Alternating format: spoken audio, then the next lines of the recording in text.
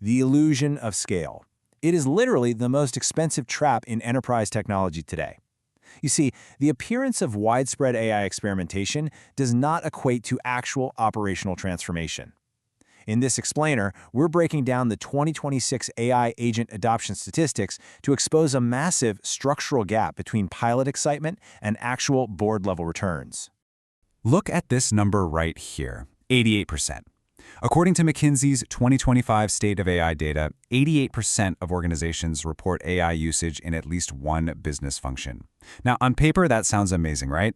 It looks like every enterprise has finally figured it out. But actually, scratch that, this metric is a complete mirage. It measures access, not impact. Think of it like buying 10,000 pilot licenses just so employees can ask a chatbot to rewrite their out-of-office emails or, summarize a meeting they already attended.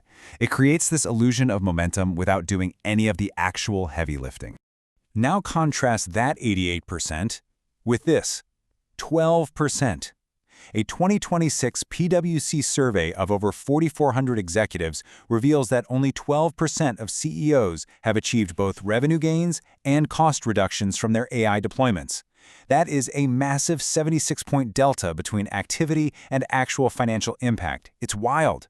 The overwhelming majority of companies are just burning capital on AI subscriptions without moving the needle on top-line revenue or bottom-line cost. This right here, this is the very definition of operational theater. Let's move to Section 1, the core adoption conflict. To really understand this gap, we've got to separate broad usage from scaled usage. Broad usage, well, it's cheap. It's accumulating pilot licenses, watching your usage dashboards light up, and tracking individual logins. It generates a ton of internal excitement and these very short, isolated productivity bumps. But scaled usage is an entirely different discipline. It demands rigorous, end-to-end workflow redesign and strict governance. It's not about giving your employees a cool new toy, it's about systematically rebuilding how the core work actually happens in your company. Asking, "Are we using AI?" stopped being a useful metric years ago. The absolute benchmark question business leaders must answer in 2026 is this: have we redesigned a workflow around AI, and can we prove it? Bypassing those outdated metrics of simple tool access means forcing your organization to show hard, defensible evidence of end-to-end operational change. Section 2, Deep Dive Enterprise Postmortem. Let's unpack the operational reality behind these headlines because it paints a pretty stark picture. Beyond that 88% usage illusion, McKinsey shows only 23% are scaling agentic AI, and by that we mean systems that actually execute complex, multi-step tasks autonomously, anywhere in the enterprise. And Gartner, they provide an even harder reality check. Only 17% have actual production agent deployments. That 17% sets a very realistic ceiling for true scaling today.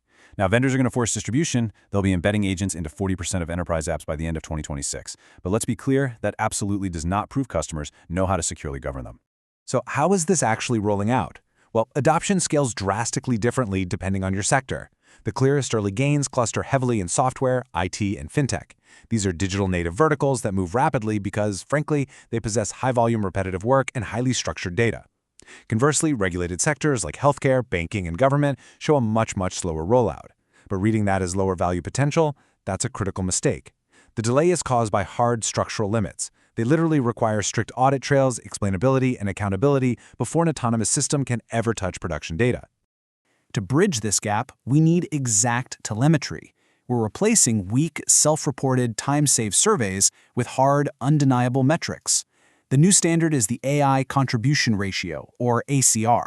This is the percentage of code or work output that is explicitly AI-assisted, serving as a perfectly clean signal of adoption depth.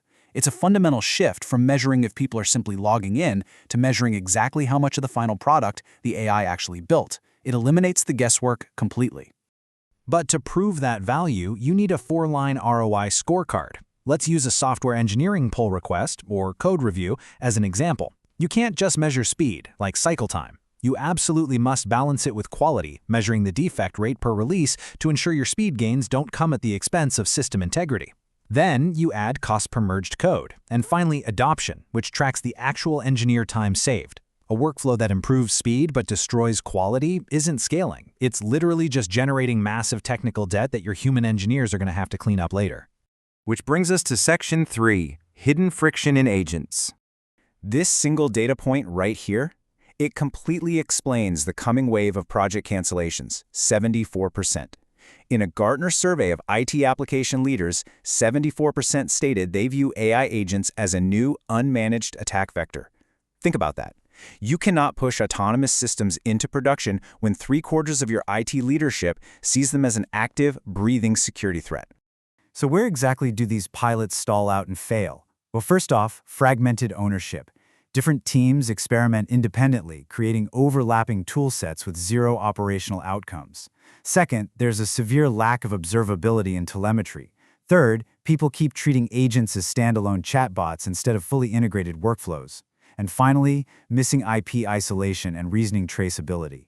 Look, if a single bad agent action corrupts your production data and you don't have a transparent log of why it made that decision, your pilot fails. These points just accumulate massive risk rather than teaching the organization how to safely scale. Let's look at the solution in Section 4, Governed Execution Roadmap.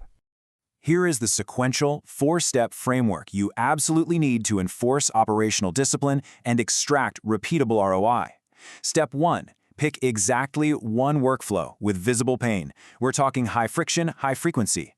Step 2. Assign a single accountable owner and a hard success metric before the first prompt ever even runs.